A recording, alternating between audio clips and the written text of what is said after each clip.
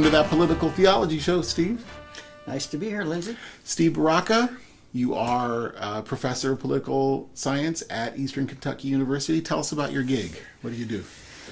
Well, I've been teaching at EKU since 2005. I teach courses in political philosophy and comparative politics. So, comparative politics, what on earth is that and how does it work? And how can I get a check for it? No, just kidding. Yeah, it's comparing the domestic politics of different countries, their institutions, their processes, so that we can try to learn things. Okay. The basic idea that maybe we can learn something to improve our own political system by seeing how other people Since do I already things. know everything, it's really hard for me to learn. I've tried learning before, and I totally learned nothing. Well, you won't make a good student then. So, give me an example of that comparative. Comparative politics? Well, one thing that you can, I hear a lot of Christians and just Americans in general, for instance, expressing frustration over the fact that we only have two parties to choose from in the United States. I think you made that comment to me one time. Oh, we're stuck with these two parties. Well, in my comparative politics course, one of the things students learn is why we have a two-party system in the United States. And the reason is our electoral rules. And somebody might not discover that if they didn't see how different electoral rules, such as a proportional representation electoral system, tends to result in multiple parties. We have a single-member district electoral system in the United States, like the UK does. And the rules of that system tend to produce two major parties, a center-left and a center-right party. The third party, third-party efforts, many people float that idea. Why don't we have a third party? The rules of the game make it very, very difficult for third parties to emerge in the United States and be successful. Yeah. Okay. So that's an example of how comparative politics might be a way for us to learn and at least learn to appreciate the way that our system is put together. Right. So, this, of course, is that political theology show. And and since you're a political scientist, you're a political philosopher, how do you see the distinction between political philosophy and political theology? Oh, my goodness. Well, I guess philosophy might be understood as the attempt to just use unaided reason to come to truth. And Unaided reason already stops me. I'm like, my reason needs a lot of aids. Yes. Well, whether unaided reason is going to lead us to anything good is a great question and a great debate. But of course, political theology would start from a premise that it would look to Scripture as a guide to thinking about politics. Somebody could do political philosophy and accept Scripture as a source of authority for thinking about philosophy, moral philosophy, how that shapes politics. But of course, the world of political philosophers contain people who don't look to revelation. Of course, that's a huge debate right now in political philosophy. You've got the people like Steven Pinker, who's not a political philosopher, and although weighs in a lot. Right, and Sam Harris, who think that the Enlightenment, getting away from religion, was where things really started to improve in Western civilization.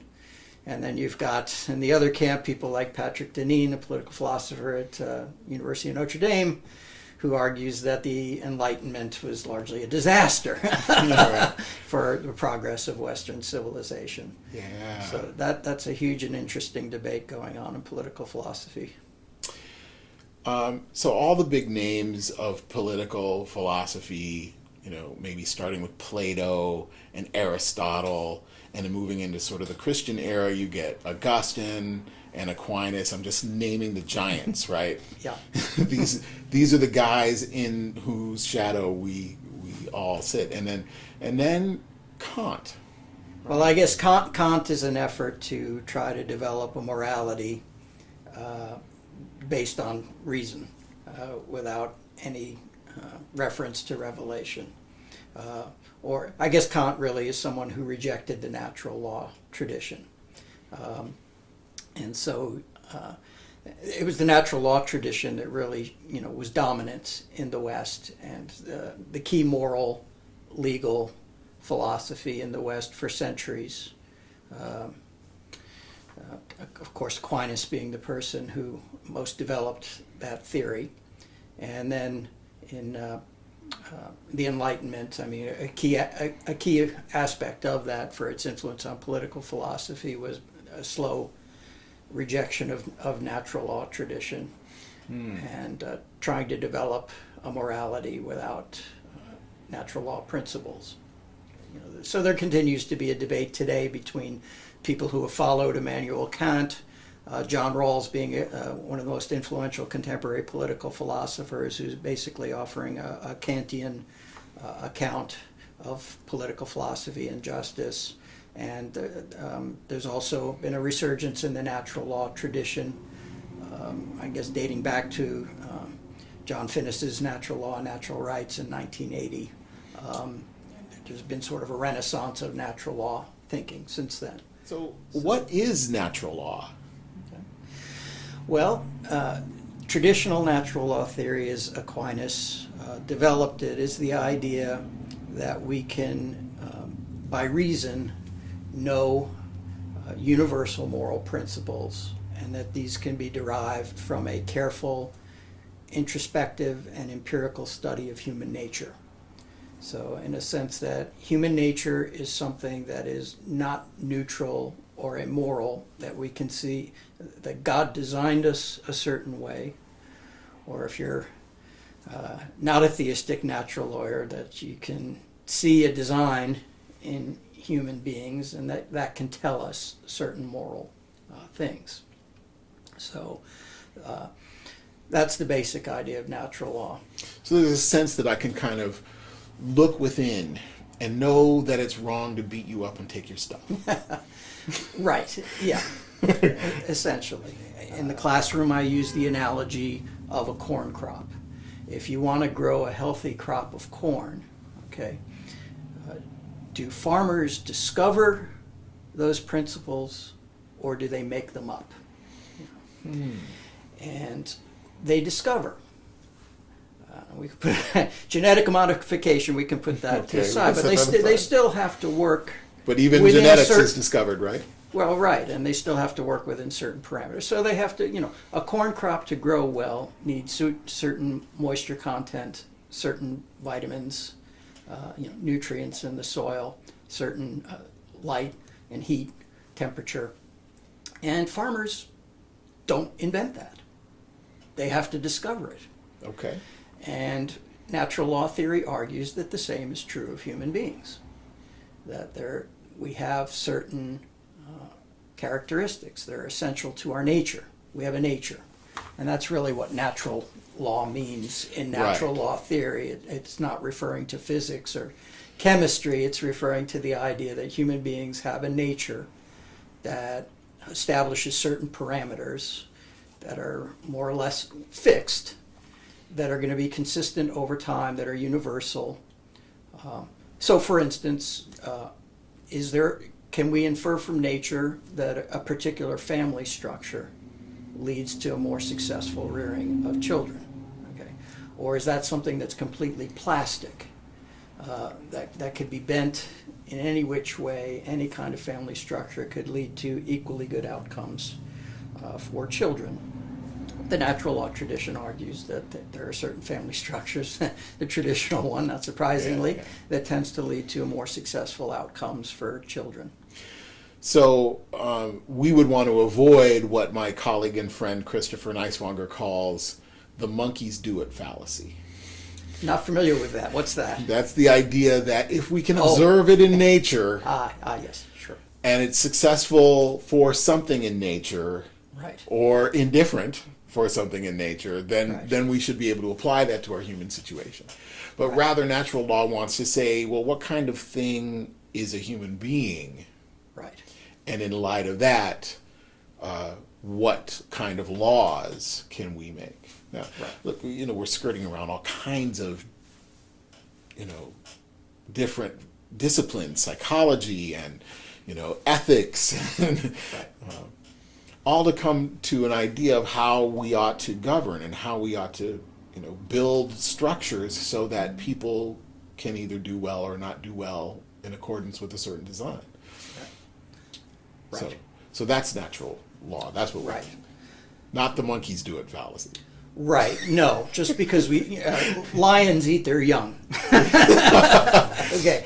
And although I'm sure my children are delicious, we would want to avoid. You might have had a bad day, and you might have been tempted, but no. No. The difference, of course, the unique aspect of human beings is that we have moral volition. We are capable of moral choice. Animals are not, to the best of our knowledge. And so we see things in the animal kingdom that are not, nothing we would ever want to do. Nothing we want to do. Nothing we want to do, exactly. So, natural law theory requires reasoning about what results in human flourishing. So what are the philosophical alternatives to natural law? Utilitarianism was a big one in the late 19th century, and that argues that the good is whatever maximizes aggregate pleasure. Okay? Overall happiness, right? Utility essentially usually associated with happiness. Well, if you really want to stick with the theory, it's pleasure.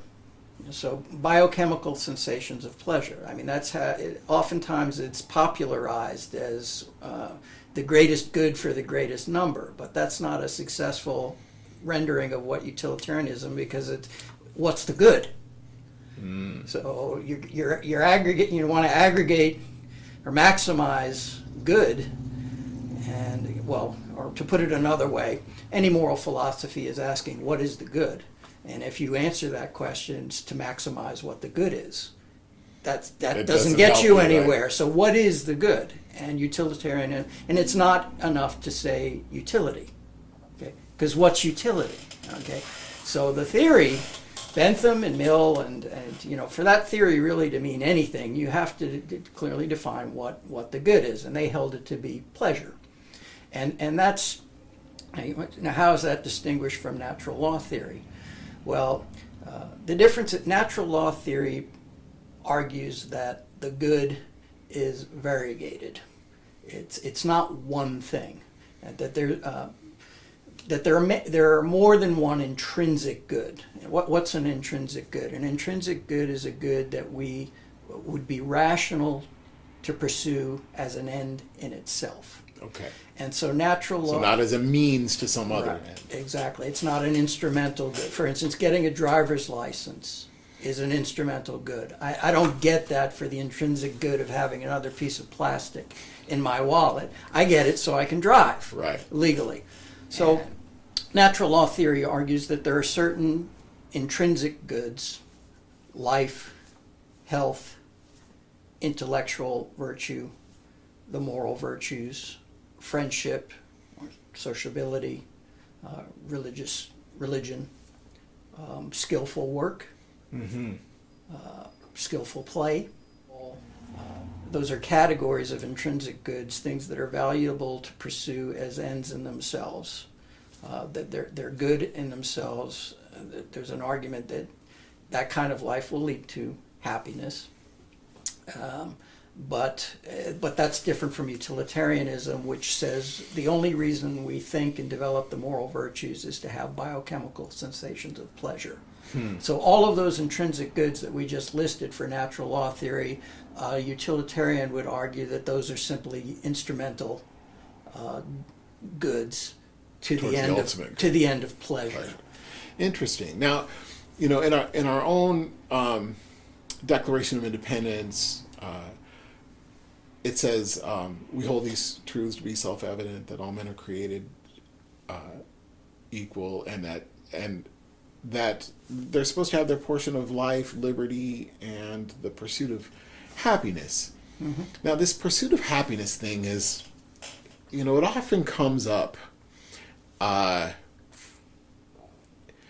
What on earth is meant by happiness there? One thing that I've heard is that it relies on a much older tradition of virtue that creates happiness. And so what's called eudaimonia in the Greek tradition, Right. that relies very heavily on the idea that the thing that will make you happy is a virtuous life. Right.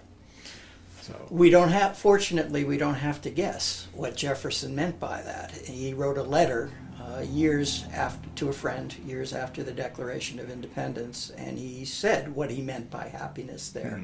And he said virtue. Now, his understanding of virtue, I don't know. I'm not enough of an expert on this topic to know exactly how Jefferson understood virtue. I don't know whether he was influenced by Scottish Enlightenment thinking that I think had maybe somewhat of a different understanding than Aristotle did on the nature of virtue. But I think essentially that's probably an in-house debate that doesn't Right. make a lot of difference. But yes, but in the end, we're just not talking about doing whatever you want. No, doing